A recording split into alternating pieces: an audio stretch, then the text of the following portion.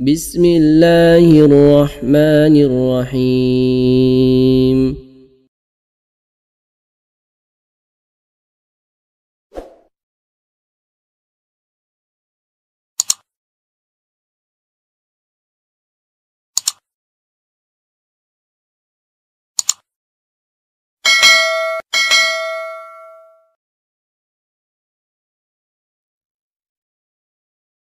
Assalamualaikum warahmatullahi wabarakatuh. Alhamdulillah. Asyhadu an la ilaha illallah wahdahu la syarikalah wa asyhadu anna Muhammadan abduhu wa rasuluh. Allahumma shalli ala Muhammad wa ala ali Muhammad. Qala Allah Ta'ala fil Qur'anil Karim. A'udzu billahi minasy syaithanir rajim. Ya ayyuhalladzina amanu ittaqullaha wa qulu qawlan sadida. Rabbi shrah li sadri wa yassir li amri wahlul 'uqdatam min lisani yafqahu qawli. Amma ba'd.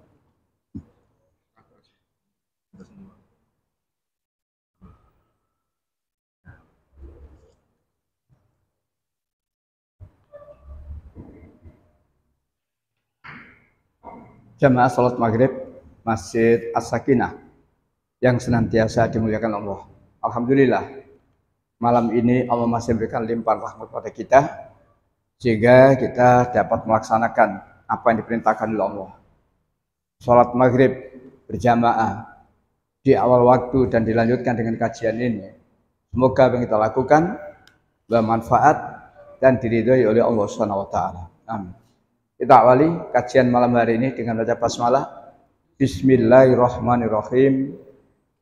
Ibu Bapak yang saya hormati, tema kajian malam hari ini meneladani Nabi Ibrahim dengan sikap sami'na wa ata'na. Penjenengan meneladani Nabi Ibrahim itu ada dalilnya enggak ya? Penjenengan meneladani Nabi Ibrahim itu ada dalilnya enggak? Ya kan Islam itu kan begitu, berbuat harus ada dalilnya. Gak oleh cuma lah wong ngono aku ya ngono. Sama dengan kita meneladani Muhammad. Rasulullah dan Muhammad itu adalah sebagai uswatun hasanah. Kita punya dalil. Laqad kana lakum fi Rasulillahi uswatun hasanah. Sungguh pada diri Rasulullah itu adalah terdapat suri teladan yang baik. Nabi Ibrahim juga begitu. Di dalam Al-Quran Allah menyebut dua orang Nabi yang dua-duanya adalah sebagai uswatun hasanah. Yang satu surat 33 ayat 21. Ya, 33 surat Al-Ahzab ayat 21. Ya, 33 21. Sungguh pada diri Rasulullah yang sudah ketemu, monggo. 3321.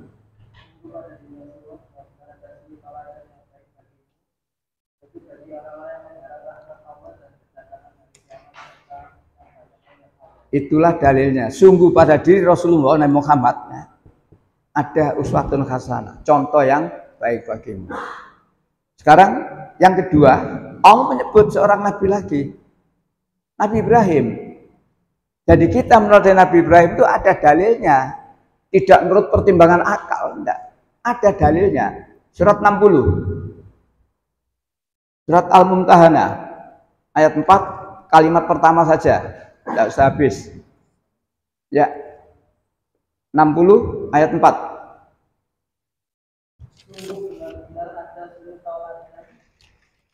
Ya.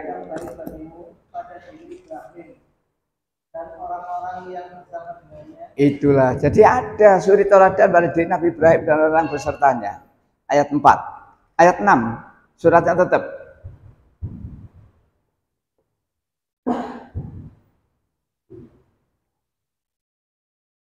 Tunggu pada mereka itu Ibrahim dan umatnya benar-benar terdapat suri teladan yang baik bagimu, yaitu bagi orang-orang yang mengharap pahala Allah dan keselamatan pada hari kemudian.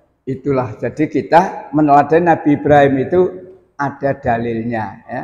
Tidaknya sekedar menurut pertimbangan akal, ada dalilnya. Ya memang orang Islam kan begitu. Jangan kamu mengikuti sesuatu kalau kamu tidak tahu ilmunya, dalilnya. Baik. Perjamaah yang dirahmati Allah, berbicara Nabi Ibrahim alaihissalam. Kalau kita kajiannya ke dalam Islam saja, ya, atau kita kaji, kita perbandingkan, maka ada banyak yang perlu kita perbandingkan, dan dengan kita perbandingkan itu nampak ketidakberesan Alkitab nampak. Kalau tidak kita bandingkan, tidak tahu. Kita tahunya cuma Quran tok. Tidak tahu di mana kesalahan Alkitab itu, tidak tahu. Baik, saya mulai dari Nabi Ibrahim menurut penjenengan istrinya berapa? Siapa? Sarah, Hajar. Itu menurut Al-Quran. Yang satu, menurut Alkitab, keturah itu gondek. Maka kalau mendengar baca Alkitab, ketemu itu. Satu ayat mengatakan, dan Ibrahim mengambil seorang wanita lagi namanya keturah. Ya, keturah, istri. Tapi di ayat lain, keturah adalah gondeknya Ibrahim. Dari dua ayat ini kalau kita tanyakan pada orang Kristen, yang bener ini. Dalam satu kitab. Kalau dalam Islam hanya disebutkan dua. Sarah dan Hajar. Lama beristrikan Sarah, sudah tua, mandul, tidak punya anak dah.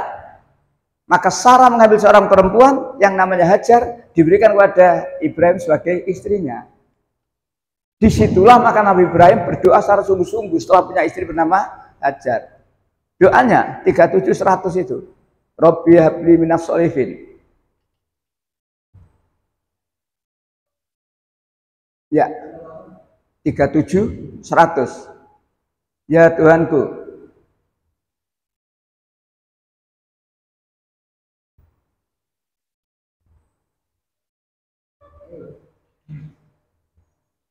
monggo yang sudah, ya.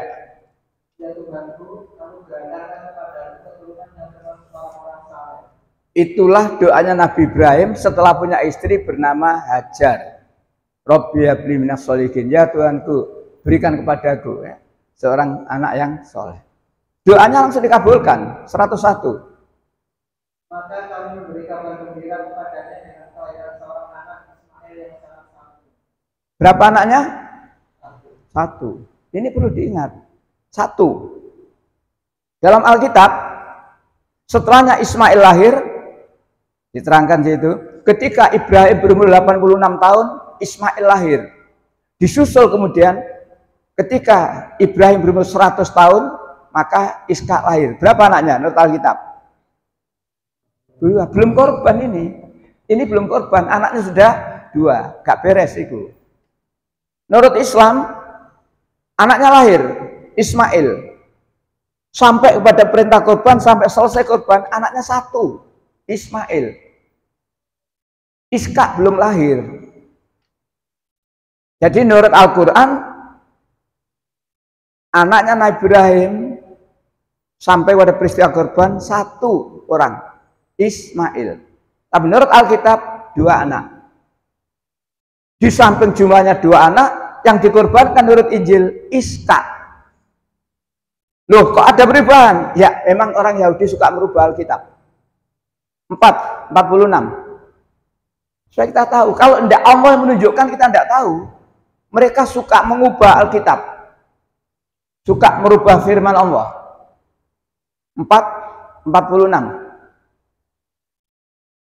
Di antara orang-orang Yahudi, ada yang mengubah perkataan dari tempat-tempatnya. Ada yang mengubah perkataan dari tempat-tempatnya. Artinya, mengubah perkataan itu ayat Allah. Perkataan itu, firman Allah. Dari tempatnya, lahirnya Ishak itu mestinya setelah peristiwa kurban. Jadi Ismail lahir, Ishak belum lahir. Tapi dirubah. Ismail lahir, Ishak dilompatkan. Lahir. Merubah letak ayat lahirnya Ishak. Setelah dirubah letaknya ayatnya, maka perubahan lebih besar lagi. Menurut orang Nasrani, yang dikorbankan siapa? Ishak. Nah, di sini kita perlu tahu, orang Islam Yakin. Yang dikorbankan siapa anaknya Ibrahim itu? Ismail, yakin. Apa yang takoni dalil ke negara? Ya pokok Ismail, Pak. Sampai numpak sepur dari Gubeng ke Jakarta. Jejari pendeta. Terus pendeta ini ngomong, Muslim sampean, Pak? Iya. Maaf, Pak. Ketika saya bandingkan ada kesalahan, Pak, keyakinan orang Islam, Pak. Apa? Menurut orang Islam yang dikorbankan kan Ismail. Dalilnya mana, Pak? Gak siap pisahnya. Padahal ini perjalanan panjang Surabaya Jakarta. Karena nggak bisa jawab, malah ingkur-ingkuran, gak ngomong belas. Timbangannya diserang terus. Lalu sang pendeta ngomong, maaf Bapak, kalau kitab saya jelas Bapak. Tuhan berfirman kepada Ibrahim, ambillah anakmu yang tunggal yang kau kasihi. Iki salah kalimatnya. Wong anak wis loro, Ismail lahir, Ishak lahir. Berapa anaknya? Loh, perintahnya kok ambillah anakmu yang tunggal. Nggak beres iki. Masa Allah itu nggak ngerti bahasa. Begini-begini ini kita kadang-kadang nggak sampai tahu. Orang Nasrani ditunjukkan itu bingung itu. Anak ini loro. Kalimatnya kok ambillah anakmu yang tunggal. Tata bahasanya nggak bener. Lanjutannya, ambillah anakmu yang tunggal yang kasih, yakni Ishak. Kalau tadi cuma merubah tempat, sekarang merubah isi. Mestinya yang dikorbankan adalah Ismail diganti Ishak. Makanya sampean wong Islam nyekolahno anak nang Kristen bahaya. Lain kalau itu sudah mahasiswa, siap untuk dialog dengan dosen. Tapi kalau SMA, SMP, maupun SD, anak itu lebih taat pada guru atau dengan orang tua. Ini diterangno guru ini nurut. Di sekolah diterangno, nak, maaf nak, orang Islam itu ada keliru nak. Ismail yang dikorbankan salah itu nak. Ini loh nak Alkitab nak, Ismail itu salah, Ishak. Nanti kalau pulang bilang bapakmu ya, kau mau cerita Pak, salah Pak. Sing bener siapa? Ishak. Bapak kasih jawab bingung. Ya. Baik. 101 anaknya lahir, iya dah. Habasarnahu, ya, lahir tadi itu seorang anak yang soleh ya Ismail. Menurut Alkitab, Ismail lahir 14 tahun kemudian Ishak lahir. Ketika Ishak berumur 2 tahun, berarti Ismail 16 tahun, selisihnya kan 14. Ada acara menyape Alkitab ini. Nah, rupanya Sarah melihat anaknya Hajar ini tidak suka. Maka Sarah ngompori Ibrahim. Ngompori ini kenapa? Apa kata Hagar? Apa kata Sarah? Usir hamba saya itu beserta anaknya. Jadi Nabi Ibrahim dikompori oleh istrinya yang tua yang sudah punya anak menurut Alkitab. Usir hamba saya anaknya. Nabi Ibrahim mendapatkan perintah dari istrinya seperti itu, bingung. Sebenarnya dia tidak setuju untuk mengusir Hajar dengan anaknya. Bimbang dia. Tapi menurut Alkitab Allah cawe-cawe.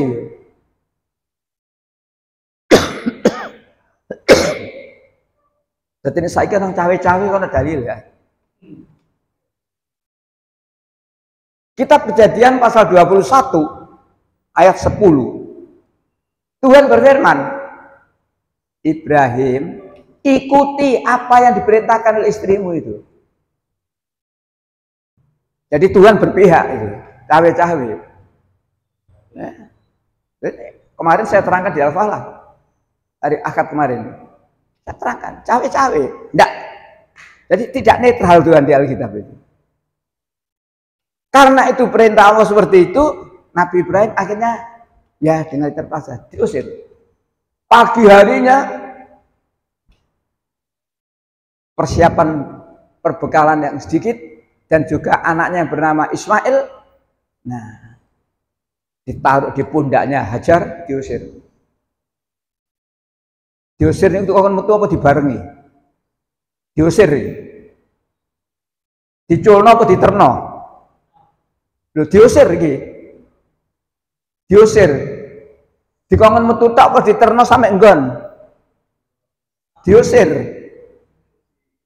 Diculno. Minggato kan ngono lho. Menurut Al-Qur'an ndak. Ketika anaknya ini lahir, sik bayi Ismail, sik bayi Nabi Ibrahim sudah diuji oleh Allah. Antarkan istrimu dan anakmu di satu tempat, ditentukan oleh Allah tempatnya. Di mana? Di suatu lembah yang tidak ada tanaman di dekat Baitullah dihormati. Jadi Allah menyuruh Nabi Ibrahim, menguji Nabi Ibrahim, ya, diuji Nabi Ibrahim untuk mengantarkan istri dan anaknya, ditentukan tempatnya. Dan kalau Anda pakai akal, gak gelem. Lalu terus bojoku nang kono karo sapa? Patokannya sami'na, karena perintah Allah taat. Diantar. Sampai di tempat, Hajar bertanya ketika akan ditinggal. Wahai Kanda, aku engkau tempatkan di sini ini atas kehendakmu atau atas kehendak Allah? Itulah pertanyaan Hajar kepada Nabi Ibrahim. Jawabannya atas kehendak Allah. Sami'na atau enggak? Hajar kadek ngeyel terus aku sampean kok tega Mas tinggal aku nduk kene. Terus ndak. Sami'na atau enggak? Dalam waktu singkat perbekalan habis. Hajar tidak bisa memberikan air susu pada anaknya dan tidak ada stok makanan. Maka Hajar berusaha demi tetap menghidupi anaknya, berusaha dia. Non jauh di sana di Bukit Marwah nampak ada air. Maka Hajar berlari kecil dari Sofa ke Marwah, balik lagi. Yang oleh jamaah haji sebagai apa nih? Sa'i. Lho wong kuwi kadang-kadang nglakoni tapi gak karepe apa sa'i iki? Wis pokoke mlayu-mlayu wae. Nglakoni tapi gak karepe. Sa'i, perjuangan. Andai kata Hajar waktu itu menyerah, wis nak enggak mati Ismail bayi. Artinya apa? Ayo. Walaupun pada awalnya itu Hajar wanita, tapi ini bukan untuk wanita toh. Kita semuanya ayo berjuang. Termasuk berjuang menyelamatkan negara kita dari pemimpin yang dolim. Berjuang aja meneng toh ayo. Nah, nyampe di sana Nabi Ibrahim laporan 1437. Jadi ketika sudah nyampe, ya, diantar sudah nyampe, ditinggal Nabi Ibrahim lapor kepada Allah. Ya Tuhanku, 1437.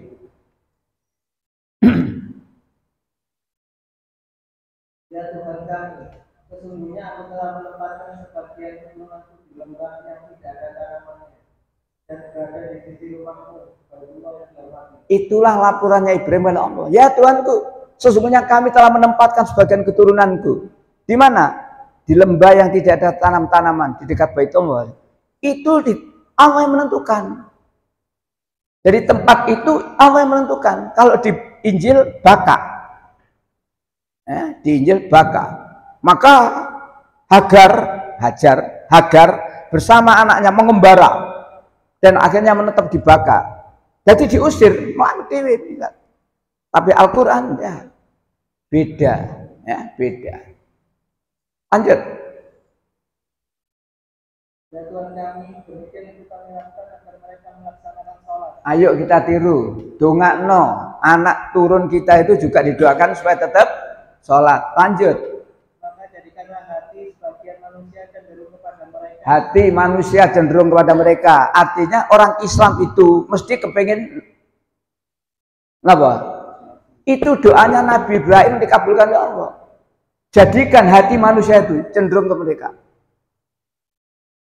Orang mesti kepingin kapan ya ada iso umroh, kapan ada iso haji. Itu doanya Nabi Ibrahim dikabulkan Allah itu. Lanjut terakhir. Ya. Dan jadikan hati sebagai manusia cenderung kepada mereka dan anugerahilah mereka rezeki dari buah-buahan dan mereka bersyukur. Gak pernah sepi buah-buahan, gak pakai musim-musiman. Selamanya yang namanya Mekah Madinah itu gak pernah kekosongan buah. Doanya Nabi Ibrahim dikabulkan oleh Allah. Nah, baik. Nabi Ibrahim diuji oleh Allah, ya, tetapi ujiannya lulus. Ya. Nah kita, ayo, Nabi Ibrahim mengalami ujian yang luar biasa. Tidaknya Nabi Ibrahim toh kalau dalam Islam, kalau kita bandingkan, setelah umat Islam jamaah haji wukuf di Arafah, besok paginya, malam harinya ke Musdalifah, pagi harinya ke Mina. Hari pertama lempar jumroh, satu tubuh, Aqabah. 3 hari kemudian hari tasyrik, ngelempar berapa tugu hari tasyrik itu? Sing wis tau ora ono soal iki. Ula, usta, Aqabah. Apa maksudnya iki? Wis pokoknya apa, Pak? Lepasnya jenenge balang jumroh, balang di balang, lempar. Apa maksudnya? Ya apa ceritanya? Nabi Muhammad Ibrahim digoda oleh setan. Ibrahim, kamu punya anak itu gak gampang. Istrimu yang pertama sampai tua dan mandul. Baru kamu punya istri bernama Hajar, kemudian kamu bilang, kok arep mbok sembelih lapo? Itu kata setan. Jadi Ibrahim digoda oleh setan supaya tidak jadi menyembelih anaknya. Maka gak kaget ngomong, lempar. Setan KO. Tapi gak putus asa. Gagal mengganggu Ibrahim, mengganggu atau menggoda Hajar. Duk Hajar, anakmu harus disembelih bojomu kok oleh ojo nak. Dang-dang ono selamat anakmu itu. Begitu pula Hajar, lempar. Setan gak putus asa. Gagal menggoda Ibrahim, gagal menggoda Hajar, yang terakhir menggoda Ismail. Nah, Ismail gantengmu kayak ngono apa sembelih bapakmu kok nurut, nak? Belayu ora enak, gampangane ngono. Ismail juga begitu, lempar. Jadi, lempar jumroh itu adalah filosofinya kita ini harus menang melawan setan. Itu filosofinya begitu. Maka mudah-mudahan orang-orang sudah pernah ke sana. Nek umrah lah gak ngono. Umrah itu cuma ikhtosakur, itu umrah papat. Ikhtosakur. Pakaian ihram, tawaf, sa'i, cukur wis. Gak ada lempar jumrah, tapi nek haji. Nah, ditambahi mana? Arafah, Musdalifah, Mina. Maka bagi jamaah haji yang sudah pernah ke sana, umat Islam sudah bersana, ojo jadi kaji tomat. Napa kaji tomat nih? Nang kono tobat melawan setan menang. Tibake mulai umat bolon karo setan. Nang kono ya. Naudzubillah. Ayo dipahami, iki lho. Baik. Meneladani Nabi Muhammad Ibrahim alaihissalam. Nabi Ibrahim itu punya satu keberanian yang sangat tinggi. Tentang apa? Memberantas kemusyrikan, menegakkan ketauhidan. Walaupun terhadap bapaknya, Nabi Ibrahim berani menegur. Bapaknya ditegur sampai 4 kali. Hai bapakku, hai bapakku, hai bapak, sampai 4 kali Nabi Ibrahim menegur bapaknya. Apa maksudnya? Rakyat itu kuduane negur penguasa sing gak bener. Nabi Ibrahim itu anak tapi berani negur bapak. Kenapa? Bapaknya enggak bener.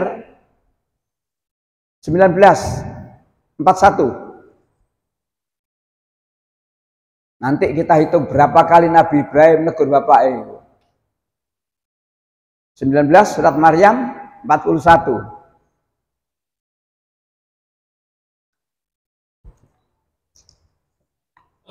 Ya. Kisah Ibrahim dalam kitab Al-Quran. Sesungguhnya dia adalah seorang yang sangat benar dan membenarkan Nabi SAW. Inilah kisahnya Nabi Ibrahim, ya, yang diterangkan oleh Allah kepada Muhammad. Ya, 1. lanjut. Ketika dia Ibrahim berkata kepada bapaknya, wahai bapakku, mengapa engkau menyembah sesuatu yang tidak mengenal, tidak melihat dan tidak bermanfaat kepadamu sendiri? Wahai bapakku, berapa kali? Satu kali. Wahai bapakku. Mengapa engkau menyembah sesuatu yang tidak mendengar, tidak melihat dan sebagainya? Lanjut. Wahai bapakku, sesungguhnya telah datang kepadaku sebagai ilmu yang tidak datang kepadamu. Ikutilah aku, niscaya aku menunjukkan kepadamu jalan Allah. Wahai bapakku, aku ini nabi. Aku ini nabi dapat ilmu dari Allah. Ikuti aku supaya kamu selamat. Berapa kali? 2. Lanjut. Wahai bapakku, janganlah menyembah setan. Sesungguhnya setan itu sangat berharap pada Tuhan yang Maha Esa. Berapa kali? Terus mulai gak nyeneng lagi. Wahai bapakku, jangan menyembah setan. Mulai. Nek 1, 2 mau seenteng. Ketiga ini panas kupingi. Wahai bapakku, jangan menyembah setan. Mulai cemut-cemut. Ditutup namanya 1 ayat. Wahai bapakku, sesungguhnya aku takut asal dari Tuhan yang Maha Pemurah kamu sehingga engkau menjadi teman setan. 4 kali Nabi Ibrahim menegur bapaknya. Wahai bapakku, wahai bapakku, wahai bapakku. Apa maksudnya? Kalau kita bawa pada kehidupan, kita itu juga harus berani mengingatkan atasan kita, orang tua kita, pemimpin kita. Kalau pemimpin kita itu salah. Begitu. Nah ini awak dewe pemimpin salah menengahi. Ya sampai besok ya. Nah 4 kali dah. 4 kali. Bapak yang jawab. Lanjut. Dia bapaknya berkata, apakah kamu berhenti Tuhan-Tuhanku, wahai Ibrahim? Jika tidak berhenti mencela Tuhan yang kusembah, maka pasti akan kurajam. Tinggalkanlah aku waktu yang lama. Bapak itu loh, ya. Tega ngancaman kayak ngono.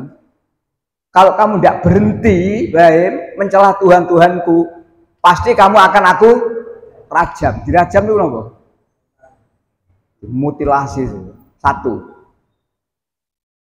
Ancaman yang tadi saiki ana penggede salah dielingno ngamuk, ya itu tinggalane Bapak Ibrahim itu. Penggede salah dielingno ngamuk, tinggalane Bapak Ibrahim itu. Nek ngoceh 1 dirajam.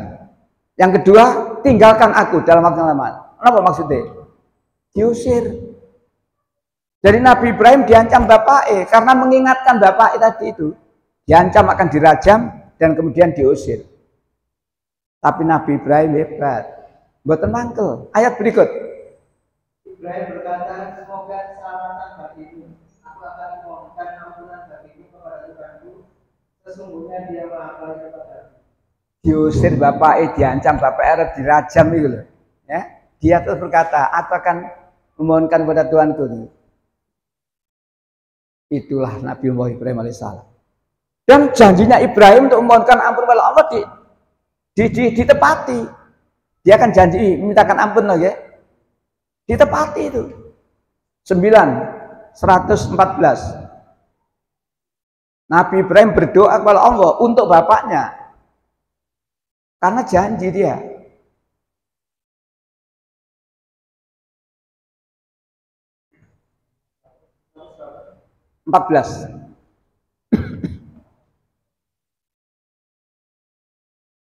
Dan permohonan ampun karena suatu janji. Jadi Ibrahim sudah berjanji, tak jaluk sepuro Pak, sampean Pak nang Gusti Allah Pak. Lanjut. Karena suatu janji yang telah diikatkan kepadanya. Terus? Maka ketika jelas baginya Ibrahim bahwa dia bapaknya adalah Allah, dia Ibrahim berlepas diri darinya. Sesungguhnya Ibrahim adalah orang yang sangat mengagumi. Begitu jelas bahwa bapaknya adalah musuh Allah, Ibrahim berlepas diri. Kai sobat aku Pak. Disinilah termasuk dalil orang Islam itu dilarang memintakan ampun orang kafir. Di samping ayat itu ada ayat lain. Nah kita itu kadang-kadang ono wong gak Islam mati, awak dhewe diundang kedure nurut ndongakno, goblok gak mari-mari. Dilarang iki Quran yang larang. 980. Ada larangannya memintakan ampun pada orang yang tidak beragama Islam itu. Awak dhewe lah, buntelane gede amplope kandel. Masih gak Islam didongakno. Ya. Sama saja engkau Nabi Muhammad memohonkan ampunan bagi mereka atau tidak memohonkan ampunan bagi mereka. Walaupun engkau memohonkan ampunan bagi mereka 70 kali, Allah tidak akan memberi ampunan kepada mereka. Jika karena mereka kufur kepada Allah dan Rasulnya, Allah tidak akan memberi petunjuk kepada kaum yang fasik. Walaupun kamu mintakan ampun sampai 70 kali Muhammad, artinya 70 bukan hitungan 70. Tapi dalam istilah Arab, walaupun kamu mintakan ampun selamanya, kamu doakan, tidak akan diampuni oleh Allah karena mereka kafir. Oleh karena itu kita orang Islam jangan memintakan ampun orang yang tidak beragama Islam yang sudah mati. Walaupun bapakmu. Kepada orang tua kita kan ada kewajiban mintakan ampun tuh. Mendoakan dah, Robbi firli wali walidayya ada dah. Tapi ini ikut gak Islam, stop. Satu lagi, 63 ayat 6. Hampir sama itu. Surat Al-Munafikun ayat 6. Dilarang mintakan ampun. Wasawaun alaihim. Dan sama saja bagi. Ya, ketemu? Sama saja bagi mereka, apakah engkau Nabi Muhammad memohonkan ampunan untuk mereka atau tidak. Allah tidak akan mengampuni mereka. Sesungguhnya Allah tidak akan memberi petunjuk kepada kaum fasik. Sama saja Muhammad, kamu mintakan ampun atau kamu tidak memintakan ampun, Allah tidak akan mengampuni. Ini dalilnya bahwa kita orang yang beriman itu dilarang memohonkan ampun pada orang yang tidak beragama Islam sudah mati. Satu lagi, dilarang mensolati, dilarang mendoakan kuburnya. Kadang-kadang orang Kristen mati awak dhewe melok nang kuburan, melok nang kuburan ya. 984. Larangan-larangan yang terkait dengan wong mati sing gak Islam iku kudu ngerti awak dhewe. Ben gak terunyuk. Janganlah engkau Nabi Muhammad melaksanakan sholat untuk seseorang yang mati di antara mereka orang-orang munafik. Selama-lamanya, dan janganlah engkau berdiri berdoa di atas kuburnya. Sesungguhnya mereka ingkar kepada Allah dan Rasulnya dan mereka mati dalam keadaan fasik. Jangan kamu berdiri mensolati. Nah, jangan kamu berdiri di kuburnya mendoakan. Dilarang oleh Allah, dilarang. Ini Al-Quran. Tergantung kita. Tergantung kita. Kalau Allah melarang, mestinya sami'na. Pak, ini aku gak terus dirasani tonggo, Pak. Nah, biasanya kan lebih dirasani. Nah, baik. Itulah Ibrahim keberaniannya untuk memberantas kedoliman. Walaupun ada bapaknya diterangkan itu, ditegur dan sebagainya. Termasuk ketika Nabi Ibrahim diajak untuk menyembah berhala. Dihampiri wong-wong, ayo Ibrahim nyembah Tuhan. Tuhan di masjid ini Tuhan berhala. Apa kata Ibrahim? Aku sakit. Sesungguhnya sakit di sini bukan sakit. Sakit karena Allah yang tauhid itu yang Maha Kuasa kok dipadakno karo berhala. Sakit. Tidak mau Ibrahim. Begitu masyarakat selesai menyembah berhala, pulang semuanya, diapakno berhala ya? Dihancurkan sama Ibrahim. Ditinggali satu, yang paling gede dikalungi kapak. Begitu mereka tahu, loh, kok Tuhan-Tuhan kita hancur semua ini, siapa yang menghancurkan? Saling tanya, akhirnya untuk CCTV ketok. Anggap aja CCTV. Lu pemuda itu yang menghancurkan. Parani. Kamu yang menghancurkan Tuhan-Tuhan saya. Nabi Ibrahim diberi kecerdikan di 1941 tadi itu, diberi kecerdikan oleh Allah. Dialog dengan orang itu gampang. Lo kok saya yang kamu tuduh menghancurkan? Lah terus siapa? Takoknya sing gede sing kok kapak itu lho. Baru dia sadar, aku kok dikon takon patung. Gak duwe dalil ganti jawaban. Yang balik mana? Kayak wong saiki. Wong saiki lak ngono, gak duwe dalil, gak duwe jawaban, cekelen ae arek iku. Nabi Ibrahim diapakno? Bakar. Langsung bakar. Ombolkan kayu sebagainya, sudah Nabi Ibrahim bakar. Resiko menegakkan kebenaran. Mati Nabi Ibrahim? Apa gak mati? Api diperintah dingin. Siapa yang merintah? Kok nurut? Tak kejar terus sampean. Kok nurut? Api diperintah dingin, kok nurut jadi dingin? Semua yang ada di langit, di bumi, dan di mana saja itu ciptaan makhluknya Allah. Tunduk patuh pada Allah. Kecuali iblis, setan. Jadi saiki ana gak nurut karo Gusti Allah berarti setan. Gampang guys. Api itu panas, tapi Allah berkata, wahai api, jadilah kamu dingin. Dan keselamatan Ibrahim nurut. Maka api yang seperti itu sampai padam, Nabi Ibrahim selamat. Artinya apa? Ayo, nggak usah wedi negakno kebenaran niku. Yuk kok Nabi Ibrahim mbak dibakar gak mati, nanti sampean mbak mati deh.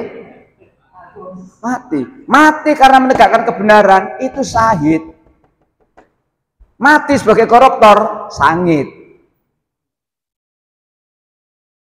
Mati karena ketidaknetralan sangit itu meneh. Nah, kare milih sangit atau syahid, kata didik ta. Lah wong kadang-kadang kakean pikiran.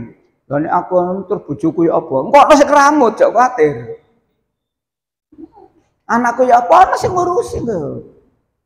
Tinggal noto niat, berjuang karena Allah atau karena. Di sini yang ditoto. Niatkan karena Allah. Semata-mata menggarap ridha Allah.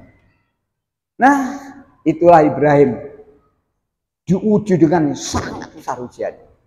Tapi Nabi Ibrahim ya, lulus. Lah kita juga ayo. Karena ketaatannya kepada Allah. Yang pertama tadi untuk menyembelih anaknya. Anaknya kan cilik asal itu. Wis rodok gede bisa membantu orang tuanya, perintah kurban. Coba balik lagi 37. Kalau tadi 101 sudah lahir, sekarang 102 perintah kurban.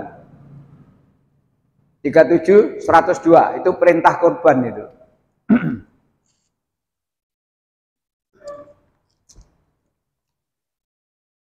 Ya. Ketika anak itu sampai pada umur ia sambil bekerja bersamanya, ia Ibrahim berkata, wahai anakku, sesungguhnya aku bermimpi bahwa aku menyembelihmu. Pikirkanlah apa pendapatmu. Ya Ismail menjawab, wahai ayahku, lakukanlah apa yang diperintah Allah kepadamu. Insya Allah akan mendapatiku termasuk orang-orang yang sabar. Ismail sudah besar, sudah bisa membantu orang tuanya. Anaknya siji, ingat, anaknya baru satu, Ismail tok. Iska durung lahir, nanti kita terangkan. Ketika Ismail sudah berumur sanggup membantu orang tuanya, katakanlah remaja gede, Nabi Ibrahim mimpi. Kan gitu toh? Mimpi di situ beda dengan mimpi kita. Nek mimpi kita itu awan ngomong-ngomong terus bengi mimpi, impen-impenen niku. Isuk mari cerita, meneh tuku sapi rono, bengi ketok sapi impen-impenen niku. Tapi mimpi di situ bukan impen-impenan, itu wahyu, perintah dari Allah. Apa isinya mimpi di situ? Aku diperintah oleh Allah menyembelih kamu. Jadi Nabi Ibrahim diperintah oleh Allah untuk menyembelih anaknya. Abot enggak nih? Dia cuma menyembelih rezeki toh, menyembelih waktu toh. Ambil waktumu untuk ngaji, ambil waktumu untuk ambil sebagian rezekimu. Nabi Ibrahim gak terima nyawa. Tapi Nabi Ibrahim gak diktator. Begitu Nabi Ibrahim dapat perintah menyembelih anaknya dipanggil. Nak, ini nak. Wonten apa Pak? Ini nak. Semalam Bapak mimpi. Artinya mimpi Bapak diperintah oleh Allah untuk menyembelih kamu. Apa kata Ibrahim? Oleh karena itu, fikirkan, renungkan baik-baik bagaimana pendapatmu. Jadi penggede ku mestinya ngejak ngomong rakyat sing genah. Enggak terus sakarepe dhewe, utang nang luar negeri selintutan. Nek sampean maca lu akeh selintutane iku. DPR ku akeh menenge. Jadi kalau menurut itu, Ibrahim itu pemimpin yang sangat bijaksana. Anaknya dijak ngomong, nak, Bapak diperintah oleh Allah menyembelih kamu, nak. Oleh karena itu, renungkan baik-baik, pikirkan baik-baik bagaimana pendapatmu. Lu coba. Andai kata langsung dingek gak salah itu. Jawabannya anaknya apa itu? Wahai Bapak, lakukanlah, laksanakan apa yang diperintahkan oleh Allah padamu. Niscaya engkau akan mendapatiku sebagai anak yang sabar. Jadi ukurannya perintah Allah, gak perintah komandan, gak perintah bos. Walaupun perintah menteri agama ini gak bener, gak usah diikuti. Walaupun perintah presiden ini gak bener, gak usah diikuti. Itu menurut Quran. Kalimatnya jelas. Laksanakan apa yang diperintah oleh Allah kepadamu. Jadi titiknya itu adalah perintah Allah. Nek nuruti perintah komandan ya kayak anak buah Sambo itu loh.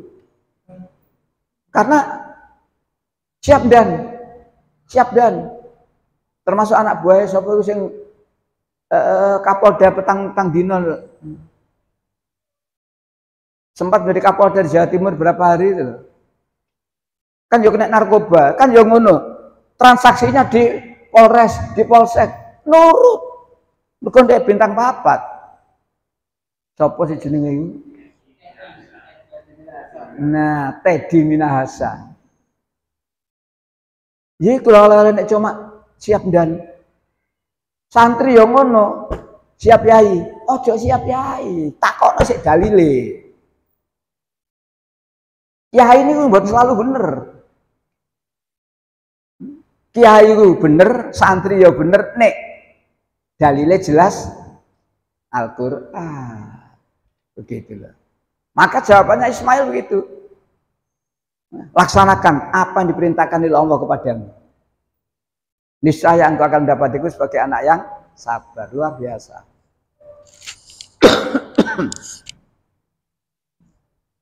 (102). Sekarang 103. Nah, ketika keduanya telah berserah diri dan dia Ibrahim meletakkan peliti sananya di atas gundukan dan melaksanakan perintah Allah. jadi anak itu digelebakno kayak wedhus sing digelebakno itu. Ibrahim wis nyekel pedang sekarang ngek. Lanjut 104. Kami memanggil dia wahai Ibrahim. Dalam posisi seperti itu dipanggil wahai Ibrahim. Lanjut 105. Sungguh engkau telah membenarkan mimpi itu. Sesungguhnya demikianlah kami memberikan balasan kepada orang-orang yang berbuat kebaikan. Sesungguhnya kamu telah membenarkan mimpi tarnya, sudah betul-betul melaksanakan perintah itu walaupun enggak nanti. Tapi Allah tidak membiarkan lehernya Ismail dingek, enggak. Lanjut.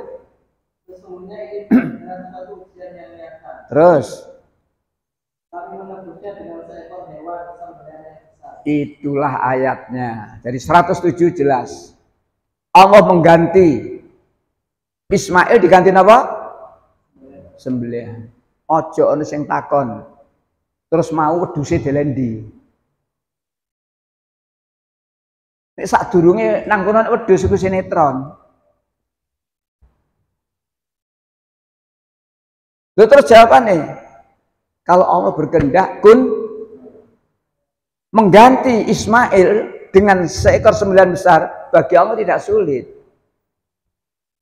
Nah, itulah. Makanya kita tiap tahun korban nyembelih apa? Gak nyembelih anak, gak nyembelih pitik, gak nyembelih bebek. Sembelihan terang itu. Silakan kambing, silakan sapi, unta. Nah, baik. Jadi perintahnya Allah dilaksanakan, tetapi Ismail diganti sembelihan besar. Lanjut. Kami mengabadikan ujian kepada orang yang ada kemudian. 4 ayat berturut-turut, coba renungkan. Lanjut, wa tarakna alaihi fil akhirin. Ya. Salam sejahtera atas Ibrahim. Terus. Demikian kami memberi balasan kepada orang yang membantu kalian. Terakhir. Sesungguhnya dia termasuk hamba-hamba kami yang Karena ketaatannya kepada Allah diperintah koyok ngono, samina wa ata'na. Maka dikatakan wa tarakna alaihi fil akhirin. Dikenang oleh generasi berikutnya. Tidak hanya Ibrahim toh, saya dan pendengar semuanya besoknya mati dikenang. Ketua takmir ini mati dikenang oleh ketua takmir yang baru. Mandar takmir sing iki padha karo takmir sing wingi, berarti api. Tapi nek sami ana takmir sing wingi ku presiden mati ya ngono meneh ganti. Nek penggantinya luwih apik. Tibake presiden sing saiki gak kayak sing wingi, dikenang wa tarakna fil akhirin. Tapi kita ndak boleh ngaku api, nggak stiker, gak kayak zamanku biyen, iku jeneng ngaku dhewe iku. Iku ngaku dhewe. Baik. Setelahnya peristiwa kurban selesai, anak Ibrahim mau? Satu. Kapan Iska lahir? Iska durung lahir, anaknya 1 sampai kurban selesai. Istilah saya, karena ketaatannya kepada Allah tadi, Ibrahim dapat bonus. Apa bonusnya? 112. Kami telah memberinya kabar gembira tentang akan dilahirkannya Ishak, seorang nabi yang termasuk orang yang saleh. Kabar gembira. Jadi Nabi Ibrahim beri kabar gembira. Ternyata Babasarnahu bi Ishak. Kalau di ayat 101 gak ada kata Ismail. Babasarnahu bi hulamin halim. Kami berikan kabar gembira tentang kelahiran seorang anak yang nyantun. Tidak ada jenenge. Makanya 101 kalau kalian perhatikan 101 kata Ismail dalam kurung itu jarang diperhatikan ayat ini. Nggih, dalam kurung. Apa kok dalam kurung? Karena teks bahasa Arabnya tidak ada kata Ismail, bukan belum dinamai. Coba bahasa Arabnya. Babasarnahu. Ada Ismail? Tidak ada. Makanya di terjemahan Ismail dalam kurung. Artinya oleh para penerjemah memudahkan kita. Supaya kita tahu bahwa anak yang baru lahir itu namanya Ismail. 112, tolong diulang lagi. 112.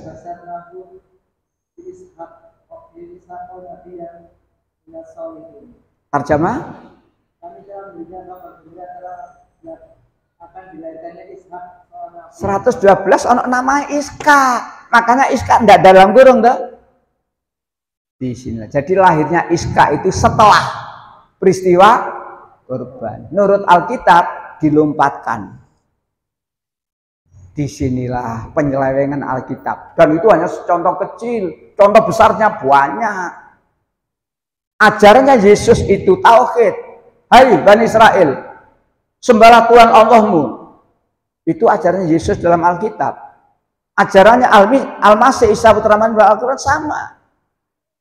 Tapi kemudian di Alkitab dirubah. Jirolubleng ya. Itu bukan firman Allah itu. Itu bukan firman Allah, itu ajarannya Paulus. Bukan ajarannya Yesus. Memang ya tidak gampang, mempelajari ini tidak gampang. Saya dulu kursus dari Solo itu. Nang Alkitab saya punya ijazah saya. Jadi mboten ngawur. Jadi nek ngomong iki lho, diusir ero ae. Iki lho, saya tahu. Nah, baik para jamaah yang berbahagia. 4 ayat itu tadi sampai Allah mengabadikan gitu. Wa tarakna fil akhirin. Diabadikan, dikenang oleh generasi berikutnya. Dikenang itu 2 macam, positif atau negatif. Ayo kita berbuat baik sehingga kalau kita besok mati kenangannya kenangan yang baik. Contoh kenegaraan saja. Go ono toko PKI dadak jeneng jalan. Go ono koruptor dadak jeneng jalan. Jalan yang dipasang itu orang-orang yang berjasa tadi.